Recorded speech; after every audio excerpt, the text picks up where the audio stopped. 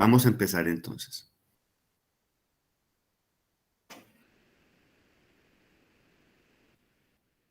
Fíjense, aquí hay dos escenas típicas. Tomen nota de la actitud de los pacientes. Los pacientes también son protagonistas. Pacientes que están preocupados por su estado de salud, que están pendientes de los resultados, que quieren saber y quieren cooperar. El buen paciente colabora, coopera, es sincero y ayuda con todo lo que puede a su doctor. A su vez, fíjense, ambos médicos están compenetrados, están metidos en su rol, son amables, establecen contacto visual y están muy dispuestos a explicarle al paciente. Fíjense que ambos están despejando dudas, despejando interrogantes.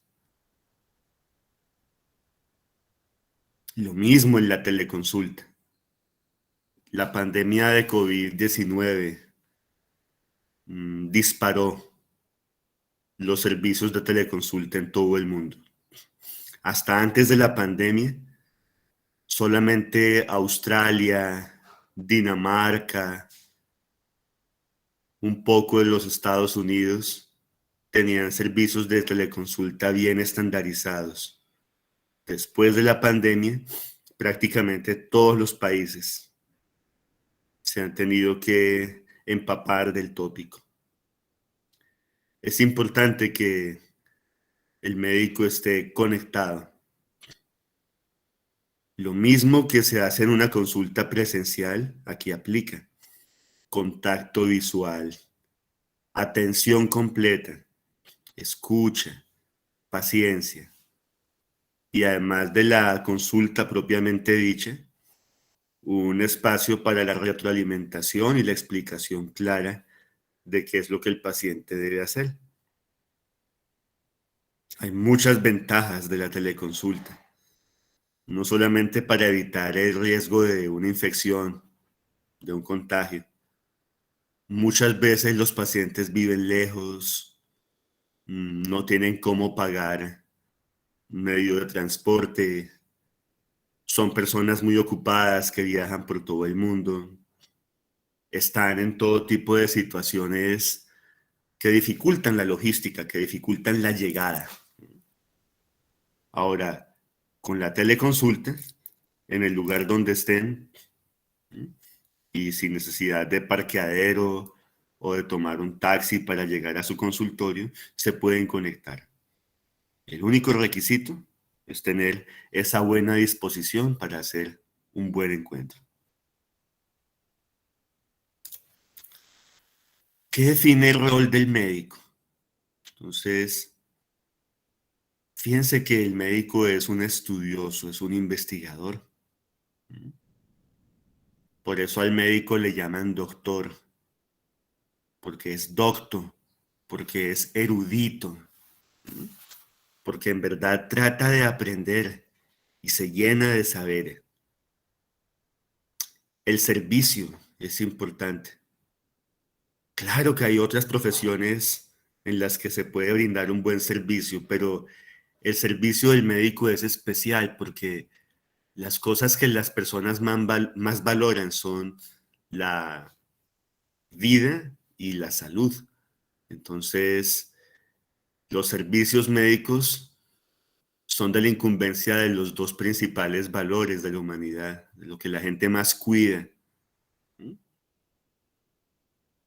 Saber dar un buen diagnóstico, es decir, saber qué tiene el paciente, determinar y clasificar dentro de la nosografía, discernir y llegar con prudencia a ese diagnóstico correcto es la piedra angular, porque según el diagnóstico va el tratamiento.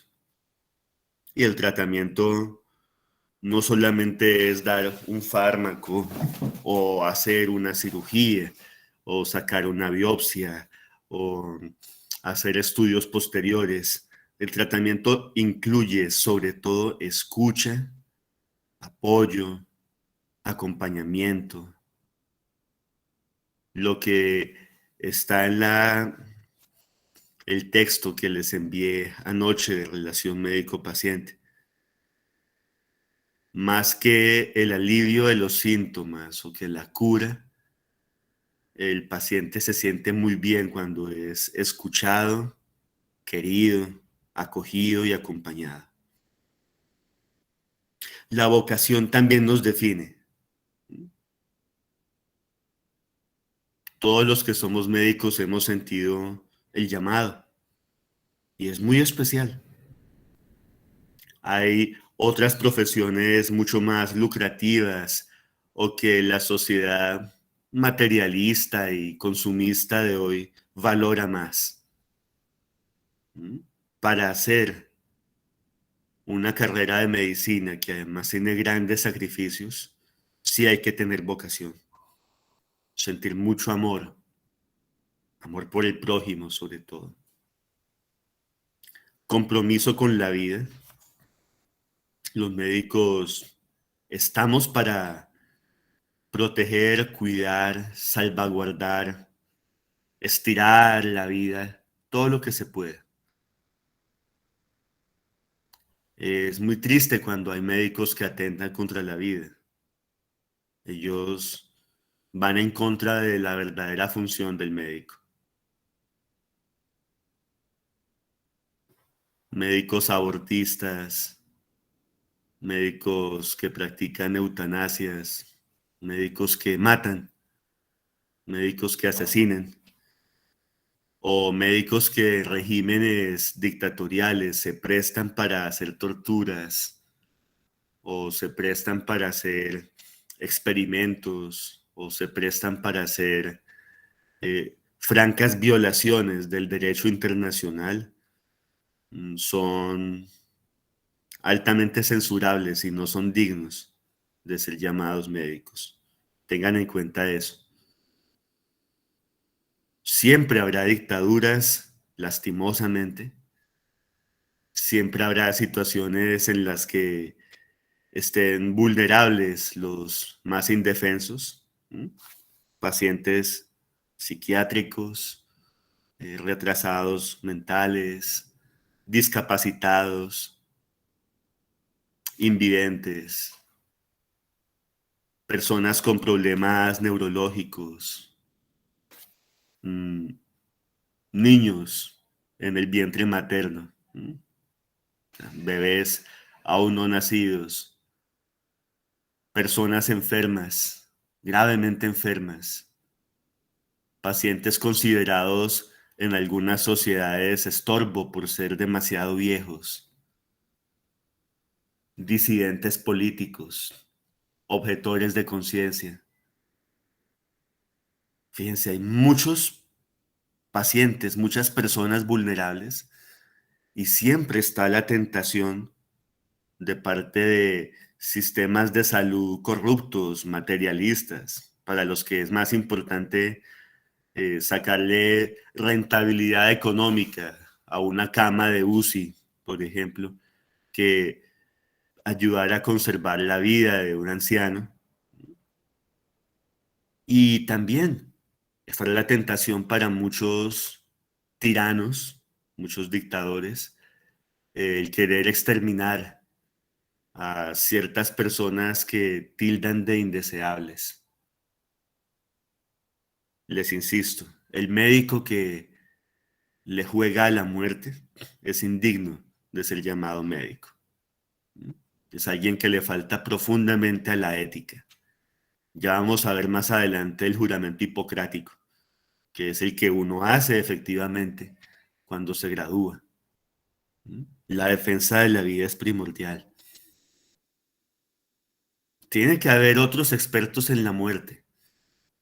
Los hay tanatólogos, pero no se dejen ustedes nunca poner al servicio de la muerte o de la cultura de la muerte.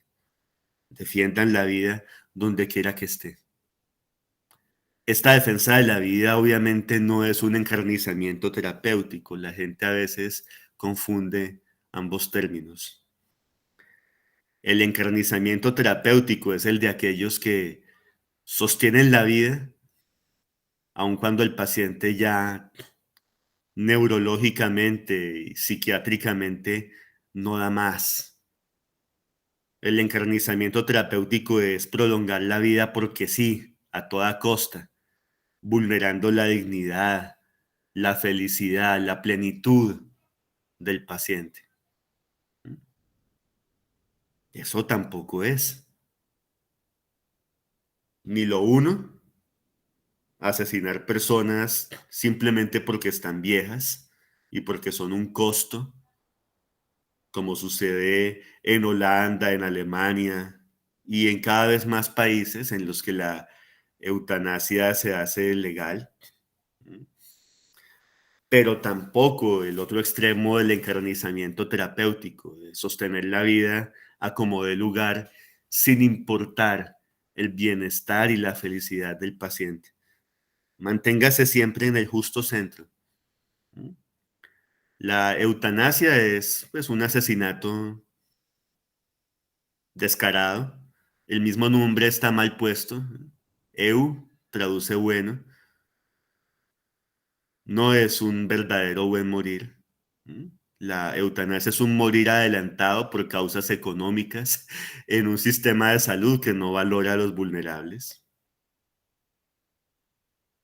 El verdadero buen morir está en dejar que las personas lleguen al ocaso de la vida enteras, lúcidas, sensatas y que puedan despedirse de sus seres queridos, que puedan dejar un legado y que puedan prepararse para ese gran paso que es la muerte.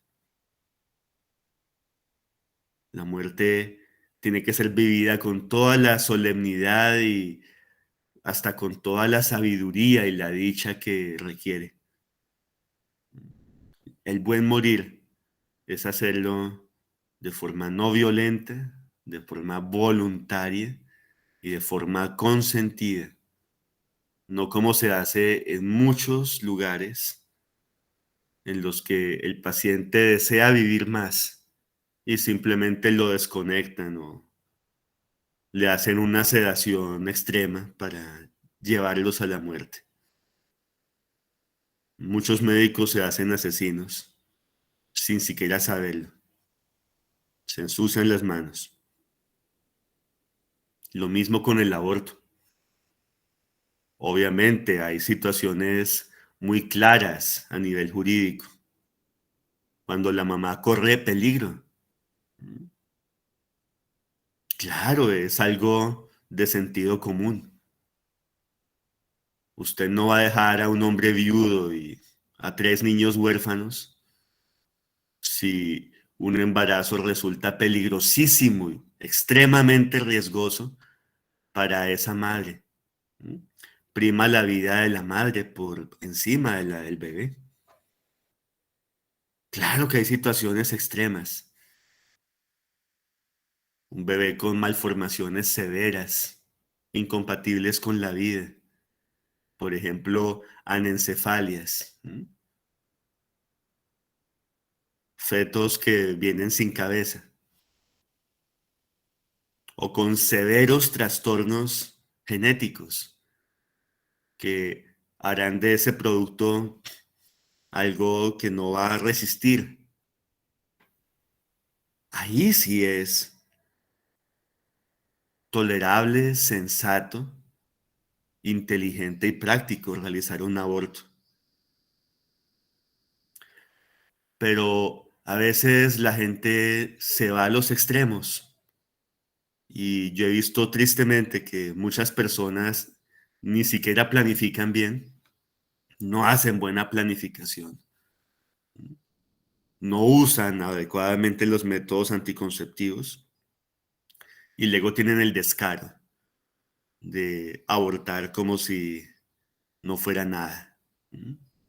Les insisto, eso es filosóficamente un homicidio y un homicidio infame porque se está asesinando a alguien que no tiene ni siquiera cómo defenderse. Es La más infame de las muertes es atacar a alguien completamente indefenso y vulnerable.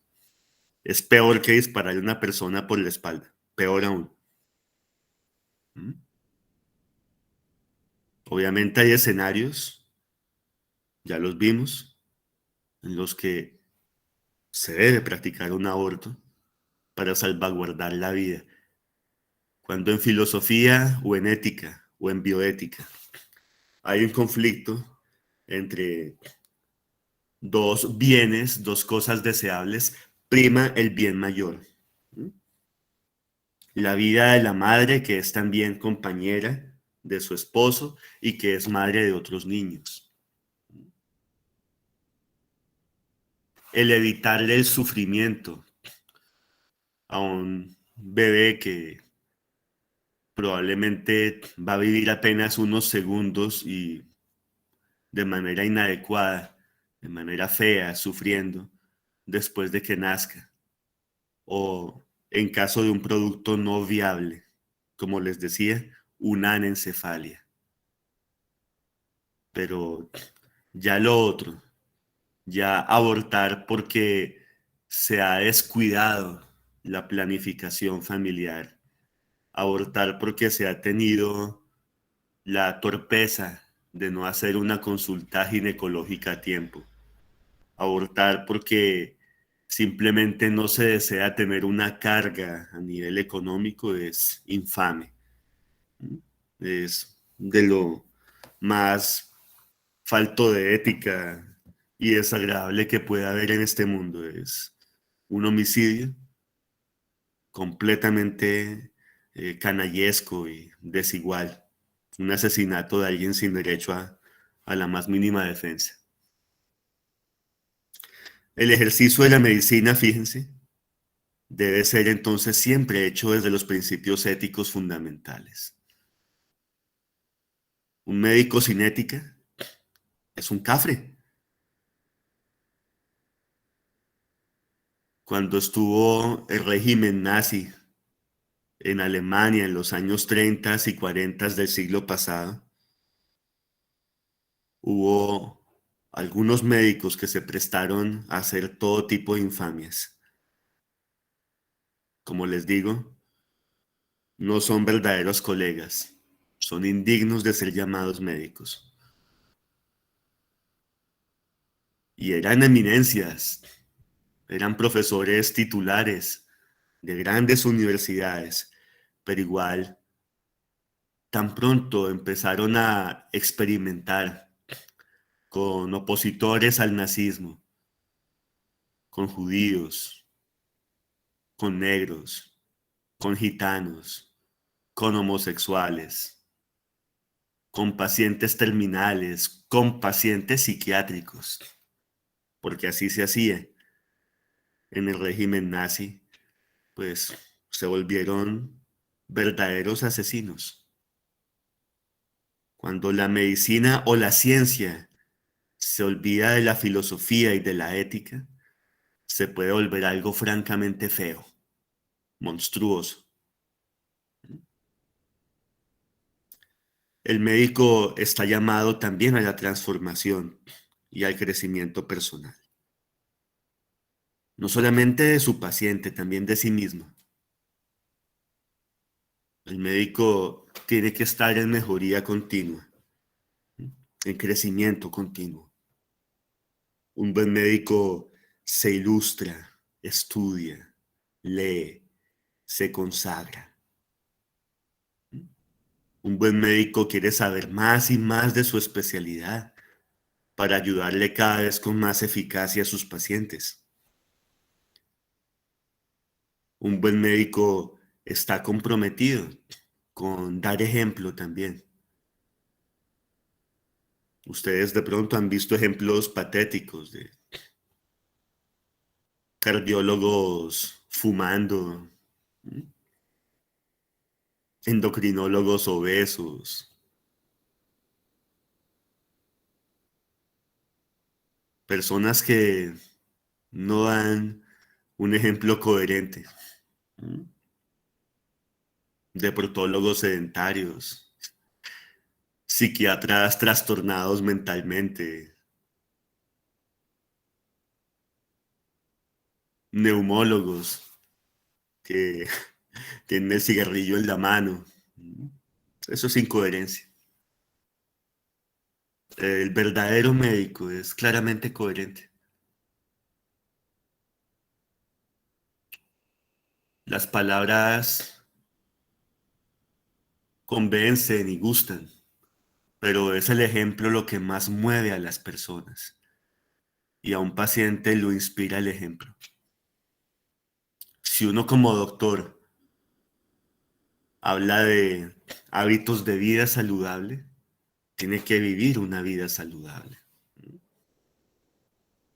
una vida sin alcohol, sin tabaquismo, sin ningún tipo de vicio, sin ningún tipo de drogodependencia, sin ningún tipo de adicción, una vida equilibrada, una vida serena, armoniosa, una vida fuerte espiritualmente. Claro que todos los médicos deberíamos hacer ejercicio y todos los médicos deberíamos alimentarnos saludablemente y dormir lo suficiente. Tomen nota de eso, porque uno a veces ve que desde la Facultad de Medicina, desde que se está estudiando, los médicos empiezan a maltratarse demasiado y no saben cuidar su salud. Todo empieza por casa. Los hábitos de vida saludable que pregonamos a nuestros pacientes, tenemos que vivirlos también nosotros. Esta definición aparece en el libro de Psicoterapia Formativa. Los médicos son instrumentos de Dios para el servicio a la humanidad. Tienen un ministerio, ejercen un ministerio muy noble, muy loable, y por eso hay que estar a la altura, porque es muy importante este abrirse al otro, este acoger al otro, este escuchar, sanar y ayudar al otro. ¿Y quién es el otro? El prójimo llamado paciente. Fíjense, de nuevo, sonrían, sean afables, sean amables, tengan don de gentes. Es muy importante ser cariñosos, ser cálidos con los pacientes. De pronto ahora con esta situación de pandemia no sea posible hacer lo que hace esta doctora de dar la mano, pero una sonrisa, una venia respetuosa, unos gestos, unas miradas que le indiquen al paciente que es bienvenido, que es acogido, son muy importantes. Todo acto médico debe estar impregnado de caridad, es decir, hay una caritas, hay un cuidado del otro. Y hay que entender esto, que la relación médico-paciente es un encuentro único, un encuentro maravilloso.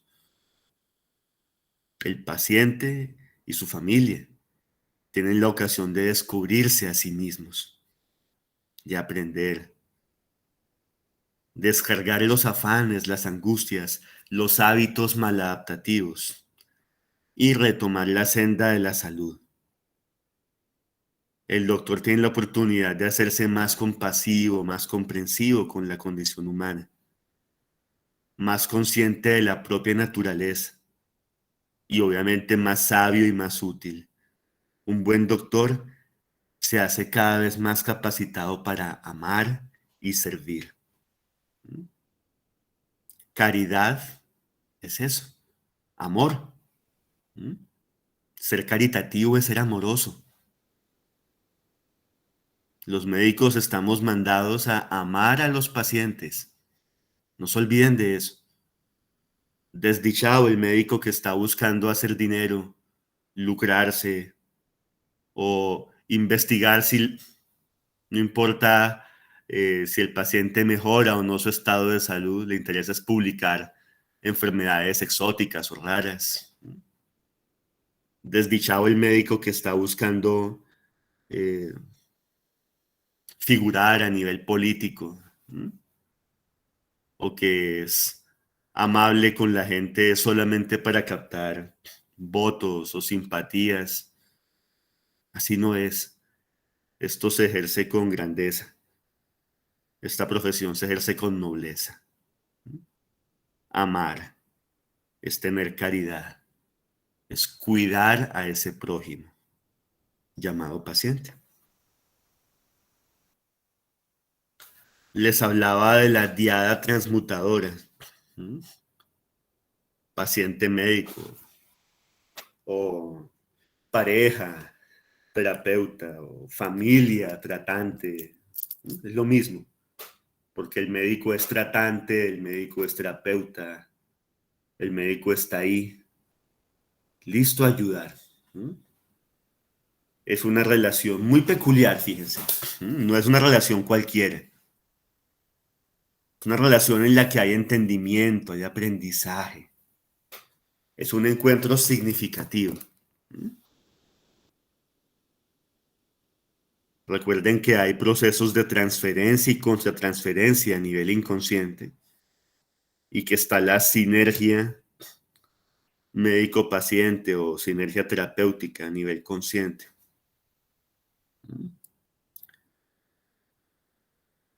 La transferencia fue ampliamente estudiada por Freud y después de él por otros grandes psicoanalistas.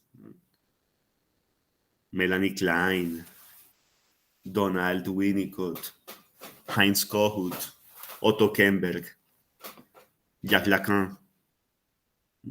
Finalmente, transferencia es lo que se hace a nivel inconsciente, es decir, involuntario, ¿m? Irracional, no mediado por la conciencia, en el que el paciente pone en el médico sus propias fantasías, sus temores, sus vivencias. El paciente vive en el aquí y el ahora de la relación, lo que vivió allá en ese entonces, inconsciente. A veces son transferencias, entre comillas, bonitas, idealizadoras, ¿no? El paciente supone que el médico va a ser como un padre, que la médica va a ser como una madre para él, que lo va a ayudar incondicionalmente. Transferencia. Otras son inadecuadas. El paciente se enamora, se encapricha de su tratante y entonces espera involucrarse sexualmente con ese médico. El paciente espera iniciar una relación erótica con esa médica. Transferencia erotizada se llama eso. Muy inadecuada. Y a veces son transferencias claramente negativas, francamente enfermas. ¿Mm? El paciente que se siente amenazado por el médico. El paciente que quiere pasar por encima del médico. ¿Mm? Para sentirse importante o glorioso. Ahí hablamos de transferencias narcisísticas que conllevan con mucha frecuencia todo tipo de impases. Ahora hay una contratransferencia también. También es inconsciente, también es involuntaria. Tampoco está mediado por la conciencia. Este fenómeno de la contratransferencia es todo lo que el médico, el tratante, el terapeuta despliega en respuesta a la transferencia. Así como el paciente transfiere elementos inconscientes al médico, el médico transfiere o retransfiere o contratransfiere elementos inconscientes. en el paciente. Y lo mismo, a veces puede ser una contratransferencia deseable, ¿m? Cargada de un deseo de ayuda, de un deseo de colaboración con el paciente, pero a veces también son francamente contratransferencias inadecuadas, indeseables, malucas, como la contratransferencia erotizada. ¿M? El médico que se traga, se encapricha, se enamora de un paciente. O las contratransferencias narcisísticas. El médico que se pone entonces a competir o peor aún a combatir con el paciente. Eso es muy inadecuado. Los fenómenos conscientes, ¿m? Hasta el momento he encontrado claramente el de la sinergia paciente-terapeuta, que es el llegar a la consulta dispuestos a hacer equipo, dispuestos a apoyarse y acompañarse, dispuestos a de verdad aprender y disfrutarse de ese camino, que es un camino que a veces no lleva a la curación completa, pero que siempre, siempre debe estar llamado a la sanación. En la sinergia hay efectivamente un trabajo compartido y una cooperación entre el médico y el paciente que llevan obviamente a muy buenos resultados, al establecimiento de una buena alianza terapéutica, de un vínculo fuerte. Y recordemos que la relación médico-paciente, pues es una relación voluntaria, hecha sin coerciones. En algunos casos, la voluntad va a medias. Algunos pacientes francamente trastornados, que tienen psicosis severas. Los bebés, pues un bebé no decide ir voluntariamente donde el pediatra.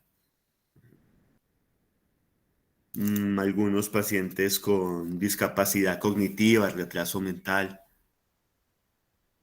y algunos pacientes neurológicos. Pero en ellos también hay una voluntad, la voluntad del ser querido que quiere cuidarlos y que los lleva donde el doctor justamente para que recuperen su salud o su bienestar. Y si no pueden recuperarlo, para que al menos potencien el poquito de salud o el poquito de bienestar que puedan lograr. Sin coerciones, les insisto en esto. En algunos países como China, ¿m? Que es una dictadura comunista, la República Popular China, llevan al médico a los opositores, a los disidentes políticos, ¿m? Y les ponen diagnósticos y los encierran para torturar. Eso no es un acto médico, eso es barbarie, eso es tiranía, eso es maldad. Uno llega a verse con el doctor de forma libre, no coaccionada, cuando uno quiere y como uno quiere. Lo mismo, los médicos atienden de forma libre y espontánea, a no ser que sea una urgencia vital. Es decir, un escenario en el que si usted como médico no atiende, entonces se pierde la vida del paciente. Ahí está obligado, pero uno también tiene derecho a escoger a sus pacientes. En psicoterapia, por ejemplo, en psiquiatría, si hay un paciente que es asesino, patán, guache, completamente ajeno a sus valores, usted puede tener el derecho a negarse a mandarlo con otro colega. Si es un paciente en ginecología que quiera un aborto, usted lo manda con un colega que sea abortista. Si es un paciente que quiere utilizar un medicamento, pero no con fines terapéuticos, sino con fines estéticos, usted lo puede mandar con otro. Si usted es cirujano plástico y le gusta es hacer cirugía reconstructiva para ayudar a pacientes quemados o a niños con labio leporino, paladar hendido, pues usted podrá tener completa libertad de mandarlo con otro colega si ese paciente está buscando es algo puramente estético, una mamoplastia de aumento, una lipoescultura, etcétera, ¿vale? Hay libertad y hay espontaneidad. No puede haber coacción. Y en medio de esa libertad, ese acto libre, voluntario, amoroso, fíjense que es muy importante eso, dar apoyo. Tomen nota de cómo están ubicados aquí los doctores. Tomen nota de ese contacto visual del que les insisto, de esa sonrisa, de esa cercanía, de esa empatía. ¿Mm? Deben ser dos almas conectadas, la del médico y la del paciente.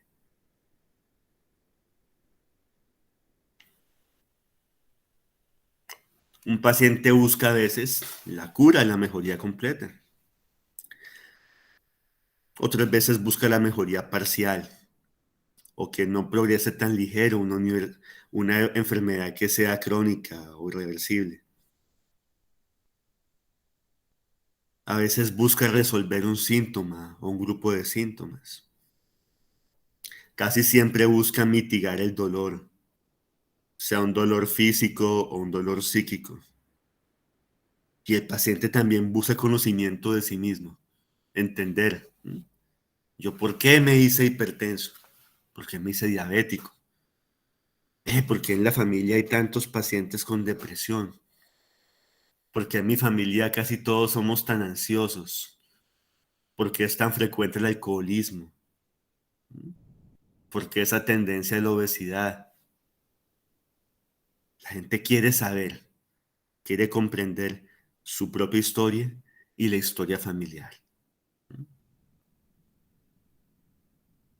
El paciente busca también otras cosas que no están aquí puestas. Busca consejería, por ejemplo, cuando se va donde un genetista. Consejería genética. Doctor, tenemos ganas de tener un hijo, pero yo tengo esquizofrenia. ¿Mm? ¿Qué posibilidades hay?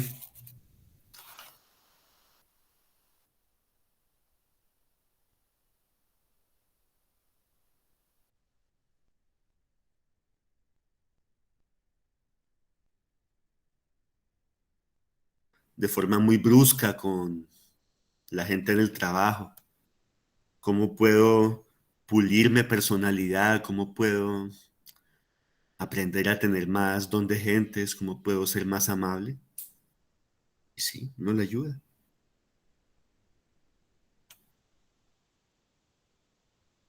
El paciente quiere un nuevo sentido de vida. El paciente quiere felicidad, tengan en cuenta eso. Todo ser humano está buscando felicidad, plenitud existencial. Muchos pacientes buscan una oportunidad para trascender, oportunidad mística, sobre todo aquellos que están en estos trances cercanos al morir. Por eso un buen hematoncólogo, un buen paliativista, un buen anestesiólogo, un buen experto en manejo del dolor, tiene que ser alguien también profundamente cercano, humano y dispuesto a acompañar a los pacientes en esta búsqueda. A veces los pacientes llegan buscando una certificación. Hay que saber que no se le emite una certificación ilícita a nadie. Mucho cuidado con hacer certificados truchos, certificados falsos. Eso es una falla en la ética médica. Pero sí, otras veces son certificados veraces, ciertos y exigidos. En muchos colegios necesitan certificado médico de el niño, en el que conste que puede asistir al colegio. Entonces, bienvenido. La gente busca diagnósticos, saber qué tiene, acompañamiento, siempre. Las personas quieren compañía. Las personas quieren sentirse apoyadas por su médico.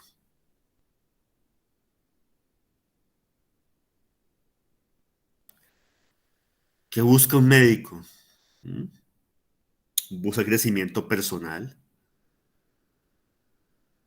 porque efectivamente el servicio desinteresado, el servicio cariñoso, caritativo, ayuda a crecer como personas. El médico disfruta constatando que sí es capaz, que sí puede lograr cosas benéficas para el paciente.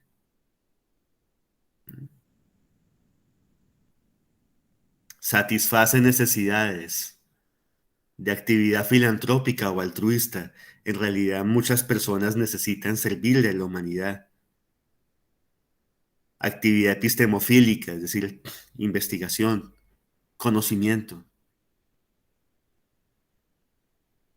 Muchos médicos buscan estimación y reconocimiento y eso no es malo en sí mismo.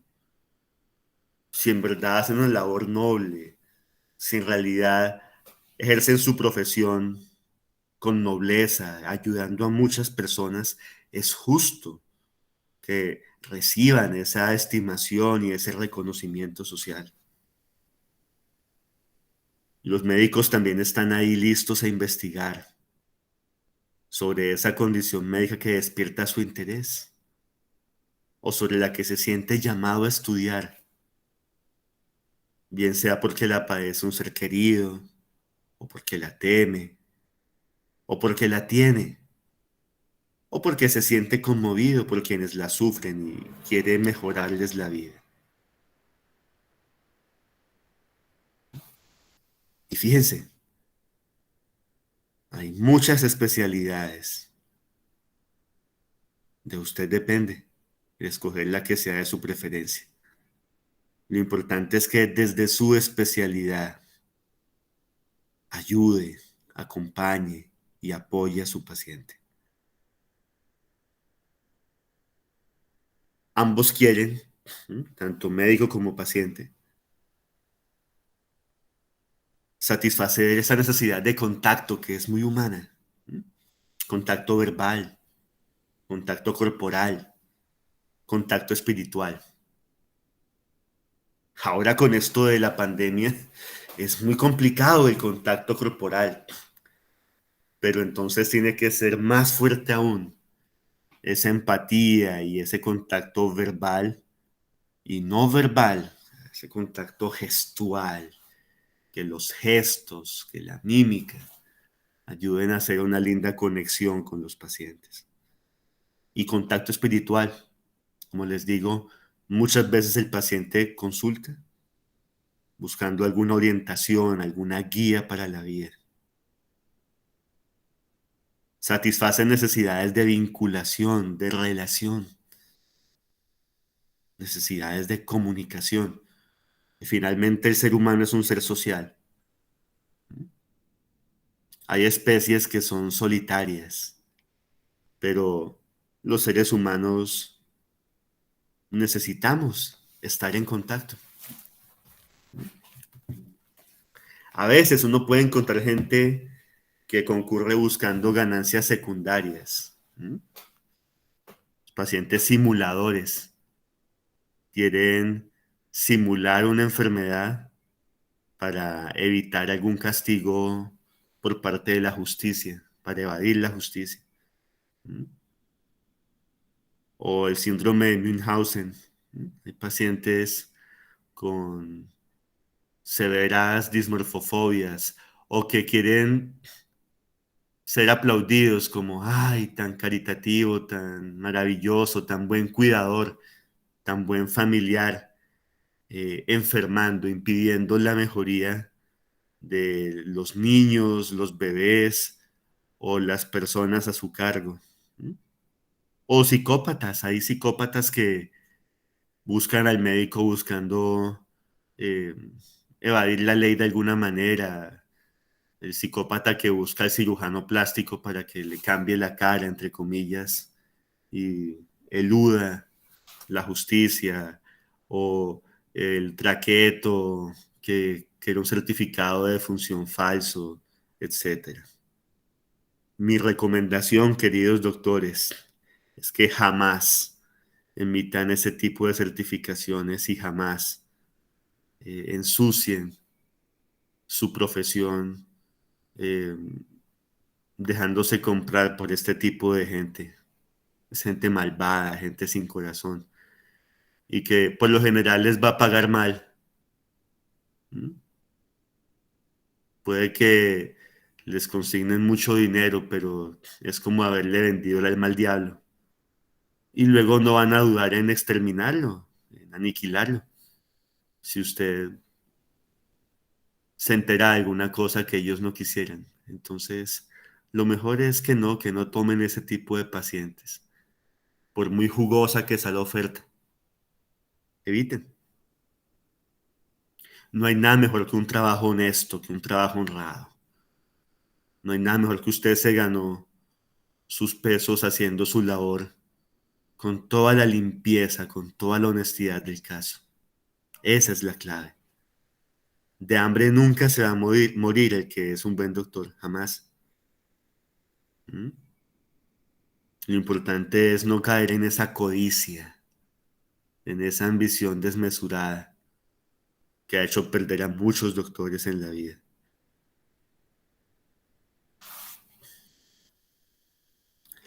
El acto clínico, el acto médico, es una oportunidad única, llena de sentido. Es un encuentro, una comunión espiritual. Ambos, tanto médico como paciente, tienen en esa relación la oportunidad de crecer, de madurar, de transformarse y de perfeccionarse. Uno de médico aprende muchísimo de los pacientes. Uno de médico aprende muchísimo con los pacientes, créanme. Es maravilloso. ¿Mm? Y ambos pueden salir mejores. La idea es esa. Cuando hay una buena sinergia, salen mejores de cada encuentro. Hay unas condiciones mínimas también. Un lugar propicio, un lugar privado en el que se pueda hablar con franqueza, sin tapujos, en el que el examen físico se pueda realizar sin atentar contra la dignidad del paciente. Uno jamás examina a un paciente en un pasillo. Uno jamás hace desvestir a un paciente en un pabellón en el que hay otra gente. Uno jamás examina, palpa, percute o ausculta a un paciente sin asegurarle al menos una cortina, un biombo, una batola, ¿sí? Porque se trata de cuidar la dignidad del paciente y la suya propia como doctor. Entre usted mejor salvaguarde el pudor y la dignidad de su paciente, pues más profesional, más excelente será su trabajo. Unas situaciones emocionales adecuadas también son requeridas. Que ambos estén sin afanes, sin presiones. Lo que les hablaba anteriormente, sin coacciones. Que realmente haya un deseo voluntario de realizar ese encuentro, de tener ese acto médico. El profesionalismo es clave. ¿Qué es ser profesional? Pues ejecutar técnicamente, responsablemente, y siempre con el deseo de beneficiar al paciente, todo acto médico. Ahora, esta ejecución técnica debe ser ojalá siempre avalada por la evidencia. ¿Mm? Un paciente no está para someterlo a tratamientos experimentales a no ser que dé un consentimiento informado. ¿Mm? Que eso también se usa para investigación, pero el paciente da un consentimiento informado y firma dicho consentimiento. Si no es una investigación, pues al paciente hay que darle lo mejor, lo que la evidencia clínica ha mostrado que es más útil para su dolencia. Y claro que hay un deseo de ayuda y un deseo de mejoría.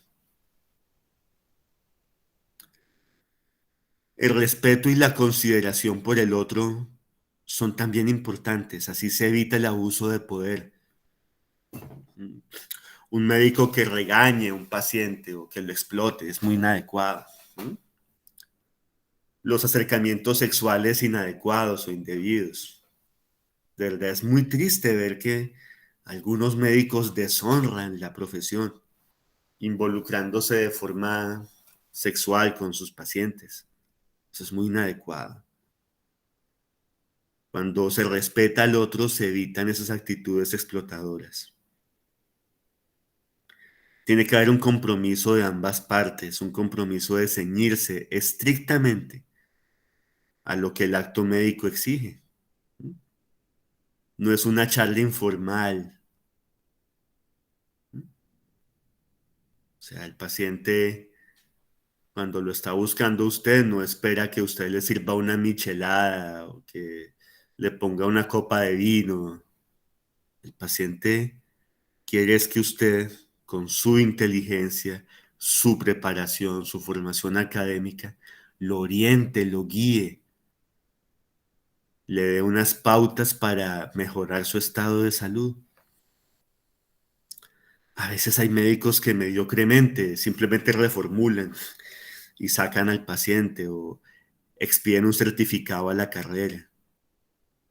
He conocido tristemente muchos médicos que no hacen un examen físico. O si son psiquiatras, no hacen un examen mental. O si son neurólogos, no hacen un examen neurológico. No lo hacen. Eso es mediocridad y hay que evitar eso, doctores.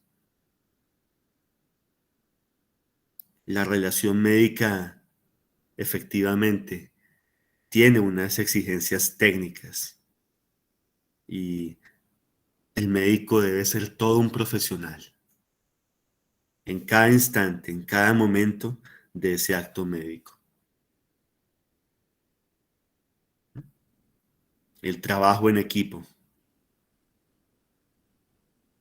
Profesionalismo no es una competencia entre colegas, sino una colaboración amorosa entre colegas. Y fíjense, el profesionalismo no riñe con la amabilidad. Ahí debajito del artículo de relación médico-paciente van a ver otro que habla de la amabilidad en el docente universitario. Lo que está escrito sobre los docentes universitarios aplica también para los doctores. El hecho de que uno sea excelente o que uno tenga una brillante hoja de vida o una carrera bien formada no es incompatible con ser afable, con ser cariñoso, con sonreír. Todo lo contrario. Por lo general la gente entre mejor preparada es más humilde, más cariñosa, más servicial y más amorosa con los pacientes.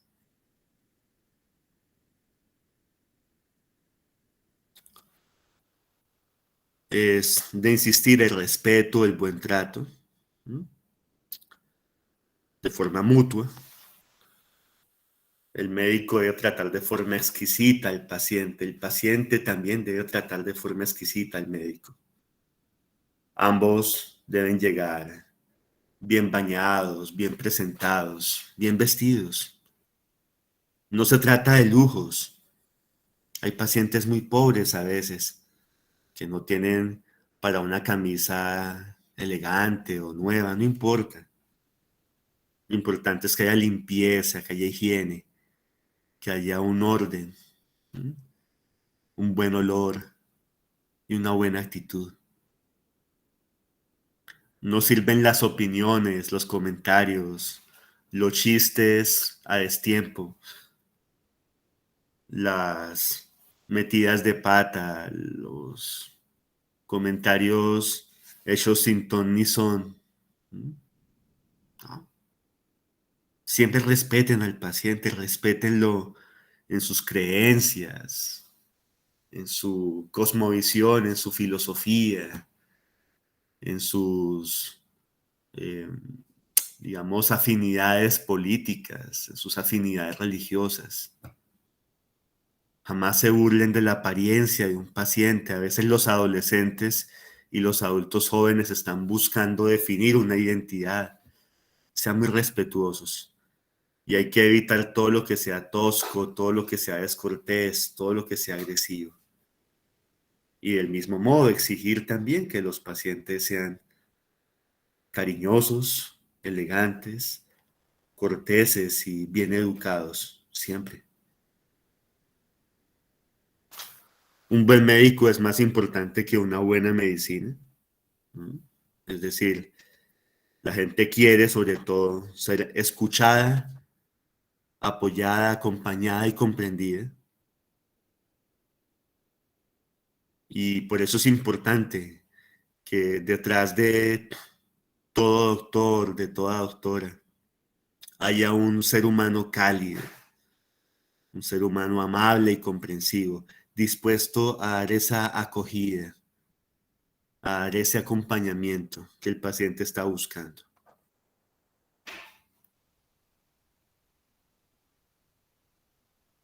El buen médico sostiene emocionalmente a ese paciente que llega por lo general asustado, cansado, enojado, afligido.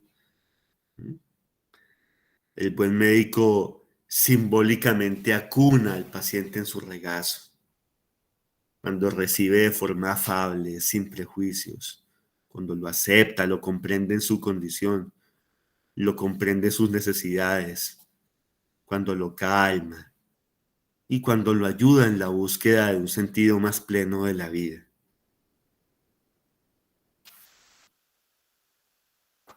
Obviamente la amabilidad, el amor, los cuidados que se brinden a los pacientes no pueden ser confundidos con servilismo o erotización. Un médico servil no permite que el paciente crezca porque le está reforzando sus fantasías narcisísticas y lo mantiene en su forma de ser egoísta, en su costumbre de pisotear a los otros. Lo mantiene en lo que yo llamo un estado de vileza interior. El médico está para servir, pero se requiere que siempre sea muy bien tratado. Lo mismo con la erotización. El médico que erotiza la relación con su paciente, pues atenta gravemente contra la ética, porque lo está cosificando, porque lo está instrumentalizando, porque lo convierte en objeto. Un paciente es una persona que necesita ayuda y acompañamiento. No se puede volver una cosa para satisfacer las fantasías o necesidades sexuales de esa doctora o de ese doctor.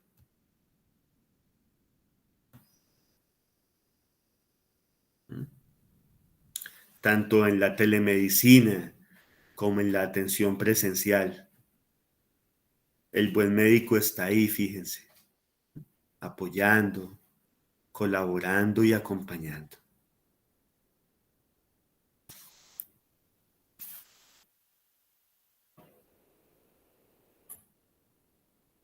El médico debe situarse en el justo término entre la amabilidad y la solemnidad. Es decir, debe ser cariñoso, pero al mismo tiempo también inspirando respeto. Debe permitir confianza, ¿m? Pero no hace interacciones confianzudas con el paciente. Hay un deseo de ayuda, pero no una necesidad de afecto o de dinero del paciente. El justo medio.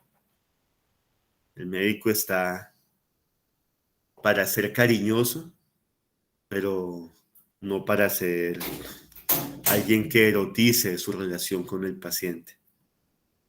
El buen médico está para ser profesional, pero no para regañar o ser excesivamente serio. El buen médico está para servir, pero no para ser lacayo. Y así, vayan siempre por el justo centro y verán que no tendrán dificultades. Sean tan elegantes y tan respetuosos como sea posible. ¿Mm? Entendiendo siempre que la relación médico-paciente es extraordinaria.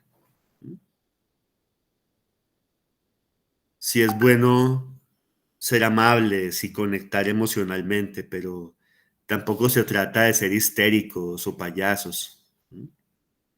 Y si es bueno a veces tocar el hombro, dar una palmadita amorosa en la espalda, decirle al paciente estoy con usted, pero tampoco el contacto corporal puede ser excesivo.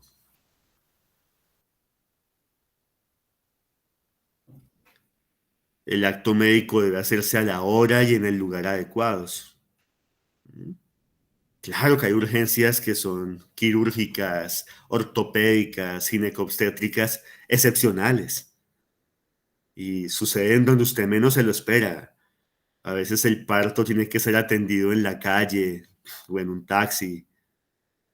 A veces la urgencia quirúrgica llega a las 3:30, 3:45 de la madrugada.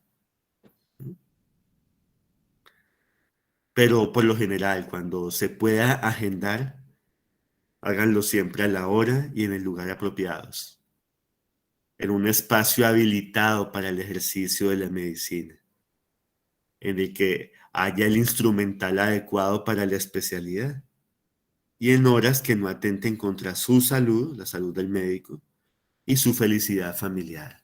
¿Mm? La caridad empieza por casa.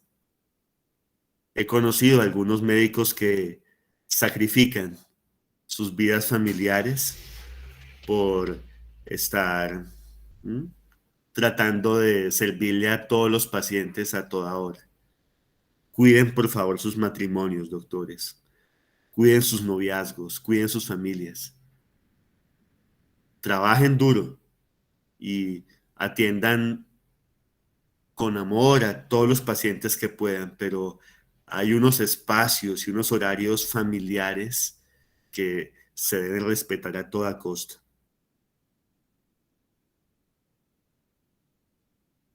De nuevo, fíjense, la doctora del lado izquierdo está ofreciendo unos pañuelos faciales a este paciente que empieza a llorar porque está relatando una situación difícil, dolorosa.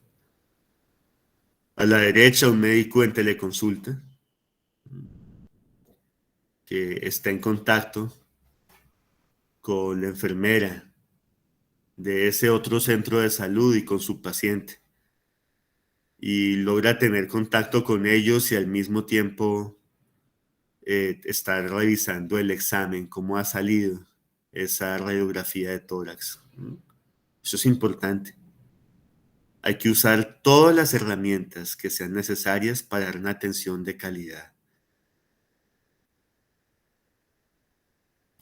El contacto corporal a veces es necesario. En psiquiatría no, en psiquiatría todo es ver al paciente y sobre todo escuchar al paciente. Oír al paciente es lo fundamental. En psiquiatría no se toca. Tampoco en salud pública, en epidemiología, en bioestadística, en administración en salud. No se toca. Pero obviamente Hay especialidades en las que es imperioso tocar al paciente. Medicina interna, cirugía, ginecología, urología, pediatría, ortopedia. Allí donde sea necesario tocar al paciente, jamás hagan un manoseo vulgar o ambiguo. Aún situaciones, digamos, en las que el paciente tiene que mostrar sus órganos genitales, ¿no? En ginecología pasa mucho eso, o en urología. El médico debe ser muy elegante, muy exquisito en su trato, muy respetuoso. Hay que entender que a casi ningún paciente le gusta verse desnudo. Solamente en algunas culturas, los suecos, los noruegos, los fineses, sí manejan con mucha más tranquilidad la desnudez, no le ponen tiza al asunto. Pero en nuestra cultura latinoamericana, por lo general a la gente no le gusta verse desnuda. Entonces, salvaguarda el pudor del paciente.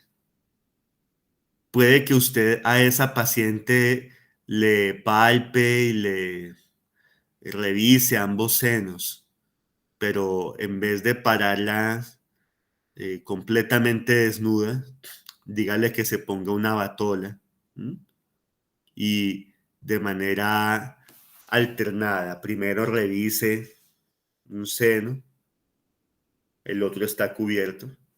Tan pronto termina la revisión, cubra ese seno, descubra el otro, ¿m? Que nunca esté completamente destapada, que tenga la sensación de que siempre está un poco cubierta. En ginecología lo mismo. Esa vulva, esa vagina, mm, revíselos con mucha discreción, que la paciente esté escuchando lo que usted va haciendo. Usted sonríe, es amable, es cálido, establece un contacto con la paciente. ¿M? Y efectivamente, a veces ni siquiera sienten dolor, así se introduzca un espéculo. ¿M? Eso es muy importante. En urología lo mismo. Cuando usted revise los genitales de ese paciente, que tenga la tranquilidad de tener la camiseta puesta, una batola, que no esté ahí expuesto al frío o a la mirada de la otra gente. Usted examina con todo el profesionalismo. Esa es la clave. Y evitar hacer comentarios estúpidos que uno a veces escucha, que hacen referencia a la vida sexual del paciente o a que porque está gritando en el parto y si no disfrutó en la relación sexual o que cómo es el tamaño de sus genitales, etcétera. Son comentarios vulgares, ordinarios, tontos y que atentan contra la relación médico-paciente. ¿Mm? Hay que evitar miradas o sonrisas malinterpretables. Hay que evitar tocamientos innecesarios. ¿Mm? Y evitar también comentarios sosos, tontos o de mal gusto. Lo ideal es examinar al paciente en compañía de un familiar, así se siente más tranquilo, mientras les va explicando a ambos el procedimiento.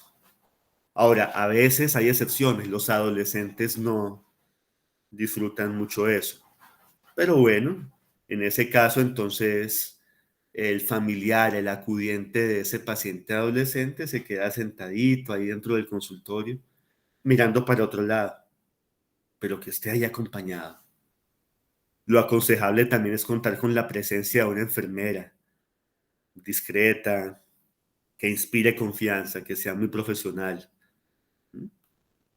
Es mandatorio tener, cuando se hacen intervenciones en ginecología o en urología, o sea, cuando usted va a tocar los genitales de un paciente, tener siempre una enfermera o un enfermero al lado suyo. Puede inclusive servirles de testigo. si eventualmente se hace una falsa denuncia o una querella. ¿Mm? Hay que también, digamos, ser muy cautelosos con lo jurídico. Algunos pacientes no tienen ética y tratan es de sacarle dinero a sus doctores. Entonces, para evitar cualquier tipo de lío o de falsas acusaciones, que las hay por montones, falsas, el médico no hace ningún tipo de intervención, digamos, abusiva o explotadora sexualmente, pero la denuncia llega buscando algún dinerillo, alguna plata. Entonces, tener ese testimonio de un buen enfermero que diga, no, se ejecutó un acto profesional, técnicamente debido, eso les puede servir bastante. Las creencias religiosas son sumamente útiles. Sáqueles provecho. Así le parezca absurdo, chistoso o una relación muy eh, exótica con la divinidad o con lo trascendente, no importa. ¿Mm? Tenemos que saber que lo, lo bello, lo útil de la religión, pues es que a cada quien lo llena de esperanza, lo llena de optimismo, y uno a veces ve milagros, uno a veces ve elementos muy interesantes de curaciones inexplicables, de remisiones espontáneas de la enfermedad. Entonces, jamás se burlen o jamás se metan con la fe de sus pacientes. ¿Mm?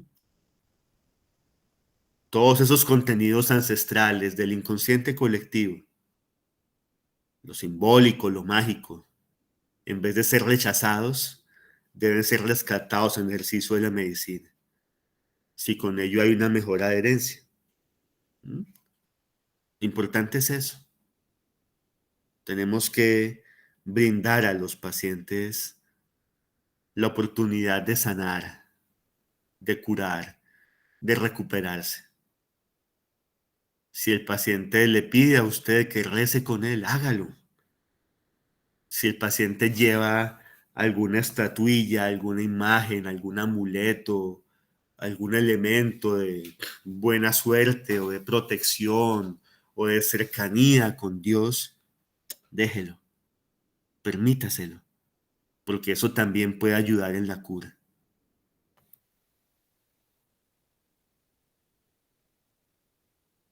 Más elementos de telemedicina, fíjense, hay que hacer con mucho amor, con mucha entrega y con mucho profesionalismo. Este ejercicio que, como les digo, llegó para quedarse. La telemedicina aumentó de representar apenas el 1,4% de las consultas en el mundo a casi el 30-35%. Y es probable que lleguemos a un 60% de consultas mediadas por la virtualidad. ¿Mm? Lo mismo que las clases. A veces es imposible conseguir dónde parquear en una universidad. Me ha pasado que no he encontrado dónde dejo el auto cuando iba ya a dictar una clase. A veces los estudiantes llegaban tarde, vivían lejos, tenían algún inconveniente con el transporte, no pasaba el bus, o llegaban pero llegaban sin desayunar a las carreras, afanados. La virtualidad es muy útil para corregir ese tipo de cosas. Ustedes allá en su casa pueden estar comiendo tranquilos mientras oyen atentamente la conferencia o la clase. No hay excusa para llegar tarde. ¿Mm? La puntualidad se da al 100%. Eso lo han notado en muchos servicios de medicina. Con la teleconsulta ya no hay inasistencias o no hay pérdida de la cita por llegada tarde. La gente se conecta. Es mucho más sencillo, pero hay que hacerlo muy bien. ¿Mm? La teleconsulta llegó para quedarse, pero también hay que saber que la presencialidad continuará, sobre todo en aquellas especialidades quirúrgicas. Entonces, lo importante es tanto la una como la otra, hacerlas con la máxima calidad posible, en un trato humanizado, un trato amoroso, un trato francamente cariñoso con el paciente. ¿Mm? Ya estamos finalizando. Todo médico tiene que pasar por un proceso de psicoterapia que mejora la autoestima, le permite más conocimiento, lo deja expresar sus emociones y además de eso le permite reconocer más fácilmente en los demás, es decir, en los pacientes y en los acudientes, pues emociones, estados de ánimo, fantasías, ansiedades, complejos y otras realidades psíquicas. ¿Mm? Y por eso es importante adaptar el acto médico al otro, a esa circunstancia que es singular, que es irrepetible, que es la propia personalidad del paciente. ¿Mm? Cada paciente es un mundo y es muy importante que el médico, ejerciendo la profesión que ejerza, logre ese vínculo especial, ese vínculo de entrega y de servicio al prójimo. Muchísimas gracias.